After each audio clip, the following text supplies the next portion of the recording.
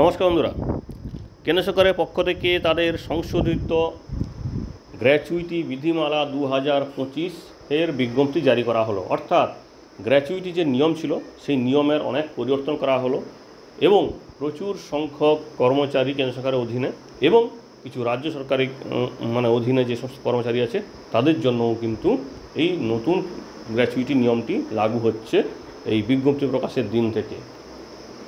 কারণ এই গ্র্যাচুইটি নিয়মে যে বিষয়গুলি বলা হয়েছে, কোনো কর্মচারীর হঠাৎ মৃত্যু হলে, নিখোঁজ হয়ে গেলে, কারোর বিরুদ্ধে কোনো অভিযোগ থাকলে, তাকে কোনো শাস্তির মধ্যে থাকতে হলে, থাকাকালীন যদি তার অবসর হয়ে যায় বা এরকম বিভিন্ন যে সমস্যাগুলো, এবং শুধু তাই নয়, এই যে গ্র্যাচুইটি বিধিমালাতে আরও বিভিন্ন নিয়মের সরলীকরণ করা হয়েছে, যার ফলে উপকৃত হবে লক্ষ লক্ষ সরকারি কর্মচারী। তো আজকে আমরা এই গ্র্যাচুইটি বিধিমালা যে সংশোধনী 2025-এ লাগু হয়েছে সেই সংক্রান্ত তথ্যই আপনাদের সামনে শেয়ার করব। আশা করব ভিডিওটি শেষ পর্যন্ত দেখবেন, কারণ গ্র্যাচুইটি কর্মচারীদের অবসর জীবনে বড় একটি ভূমিকা পালন করে। কারণ একটা দিন একটা ভালো রকম পাওয়া যায়, ভালো রকম অ্যামাউন্ট পাওয়া যায়, যেটা তারা ভবিষ্যতের জন্য কাজে লাগাতে পারে।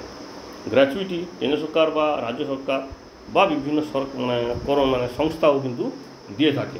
তো কেন্দ্র সরকার জাতীয় পেনশন ব্যবস্থার অধীনে, অর্থাৎ আপনারা জানেন 2004-এর 1 জানুয়ারি থেকে সমস্ত কর্মচারী যারা নিয়োগপ্রাপ্ত হয়েছেন সবাই কিন্তু এনপিএসের অধীনে আছেন, কেন্দ্র সরকারের অধীনে এবং কিছু রাজ্য সরকারের অধীনে।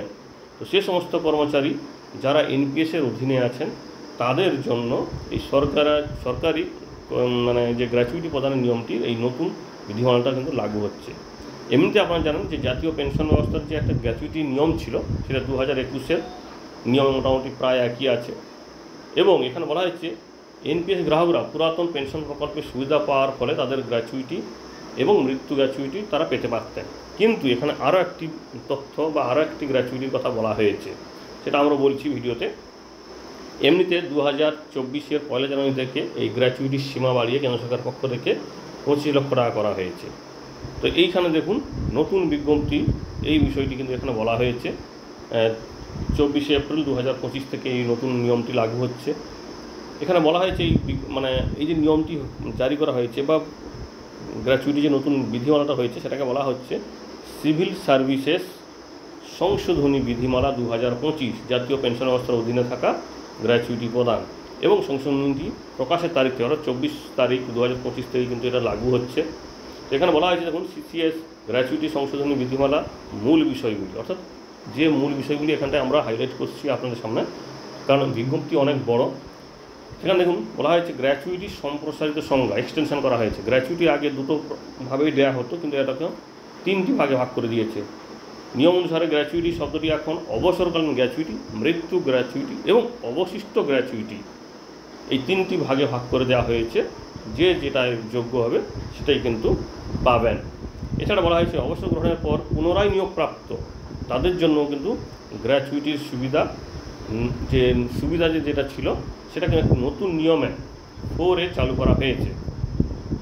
এছাড়া বলা হচ্ছে স্বশাসিত স্বায়ত্তশাসিত সংস্থা থেকে বা রাজ্য সরকারের যদি পরিষেবা দিয়ে থাকে, অর্থাৎ রাজ্য সরকার বা স্বায়ত্তশাসিত সংস্থাগুলিতে ধরুন কেউ পরিষেবা দিচ্ছে, তো সেক্ষেত্রে কেন্দ্র সরকারের কর্মচারী হলে এনপিএস আওতায় থাকলে সে কিন্তু এই নতুন নিয়মের ফলে গ্র্যাচুইটি পাবেন।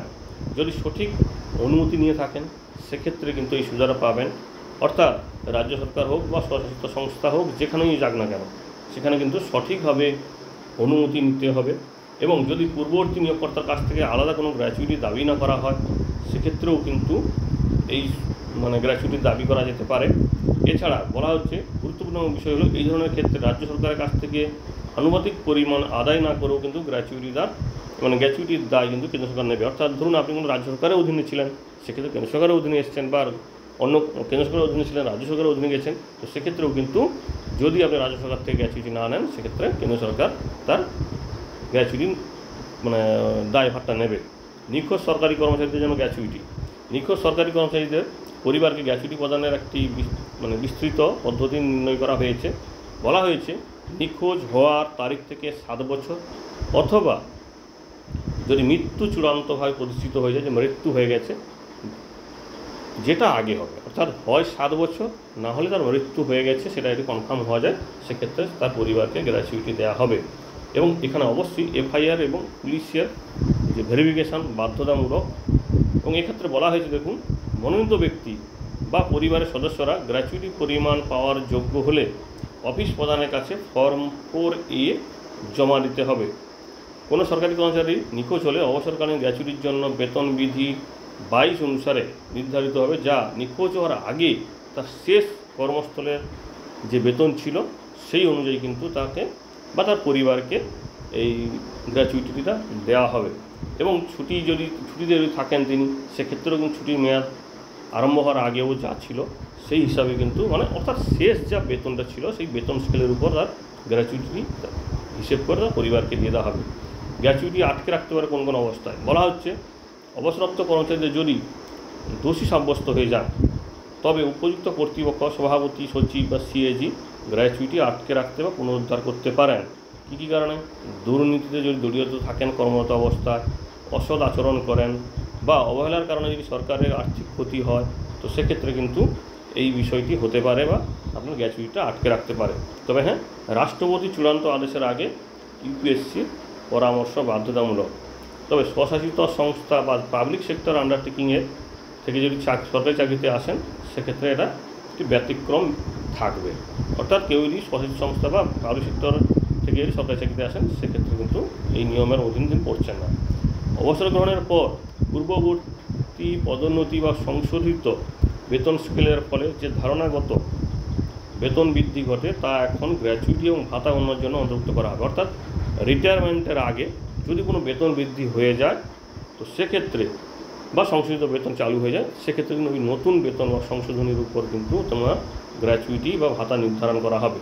অন্যান্য যে গুরুত্বপূর্ণ তথ্যগুলি সংশোধনগুলি বলা হয়েছে, প্রশাসনিক কারণে গ্র্যাচুইটি বিলম্ব হলে সুদ প্রদান করা হবে এবং সেই বিষয়ে কিন্তু কঠোর নিয়মের কথা বলা হয়েছে। এছাড়া বিলম্বের জন্য দায়ী কর্মকর্তাদের উপর দায়বদ্ধতা দেওয়া হবে। অর্থাৎ যে কর্মচারীর জন্য বিলম্ব হলো তাকেই এই দায়বদ্ধতা নিতে হবে।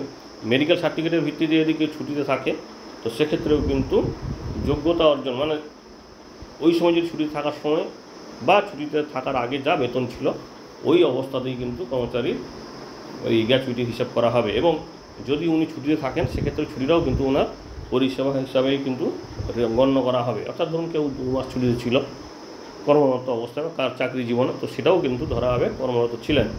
চিকিৎসা বহির্ভূত অসাধারণ ছুটি যদি থাকে, অর্থাৎ চিকিৎসা ছাড়াও অন্যান্য কোনো কারণে যদি দেখা যায় যে কোনো ছুটি নিয়েছেন, তো সেক্ষেত্রেও কিন্তু স্পষ্ট নির্দেশিকা দেওয়া আছে। অর্থাৎ মেডিকেল ব্যাপারেও যদি ছুটি নেওয়া হয়, সেক্ষেত্রেও যেমন ওনাকে গ্র্যাচুইটি দেওয়া হবে, একইভাবে অন্যান্য কিছু ছুটির ক্ষেত্রেও কিন্তু এই ছাড়টি দেওয়া হয়েছে। অর্থাৎ ছুটি নিলেও এই গ্র্যাচুইটি সেই অর্থে ইফেক্ট করবে না, কিছু ব্যতিক্রম ছাড়া।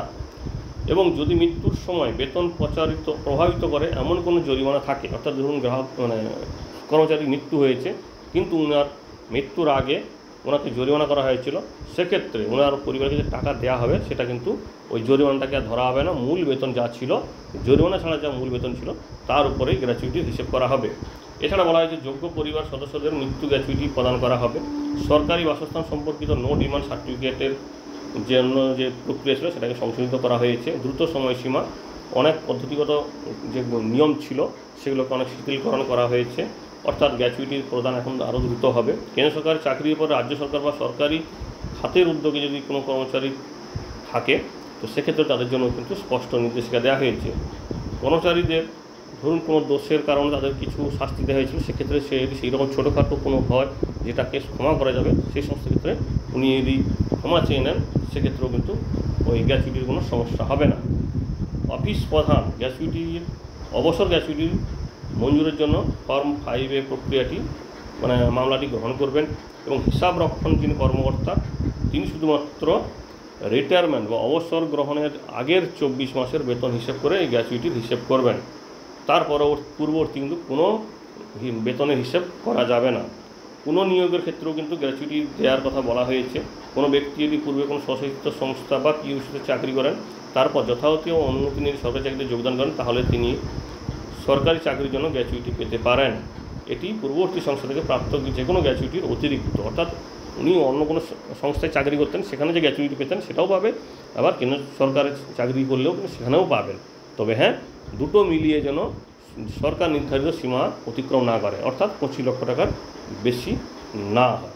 এই হচ্ছে কর্মচারীদের গ্র্যাচুইটি সংক্রান্ত নির্দেশ, এবং যেটা কেন্দ্র সরকারি কর্মচারী এবং যে সমস্ত রাজ্য সরকারের এনপিএসের আন্ডারে আছেন কর্মচারীরা তাদের জন্যও লাগু হচ্ছে, এবং যে সমস্ত কেন্দ্র সরকারি কর্মচারীরা বিভিন্ন রাজ্যে আছেন তাদের জন্যও কিন্তু এটা লাগু হচ্ছে। ধন্যবাদ।